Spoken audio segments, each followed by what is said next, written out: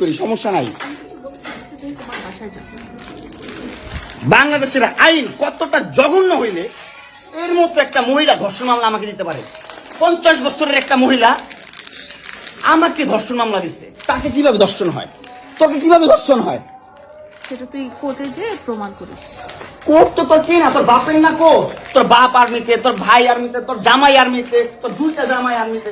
তোর তো আইন কি না? আর আমরা তো গরিব মানুষ, আমাদের তো সময় নাই, আমাদের তো এই সমাজে কোনো ছাই নাই। আমরা তো সমাজের ময়লা আবর্জনা, আমরা এই সমাজে।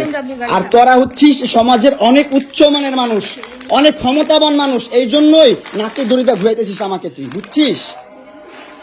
হ্যাঁ, বিএমডব্লিউ নিয়ে যোগ্যতায় চালাই, তোর টাকা দিয়ে চালাই না, যে যোগ্যতা চালাই, কামাই করে চালাই। হ্যাঁ, বড়লোক হইতে পারবো না? কোথাও লেখা আছে গরিবরা বিএমডব্লিউ চাইতে পারবে না, গরিবরা বড়লোক হতে পারবে না? কোথাও লেখা আছে?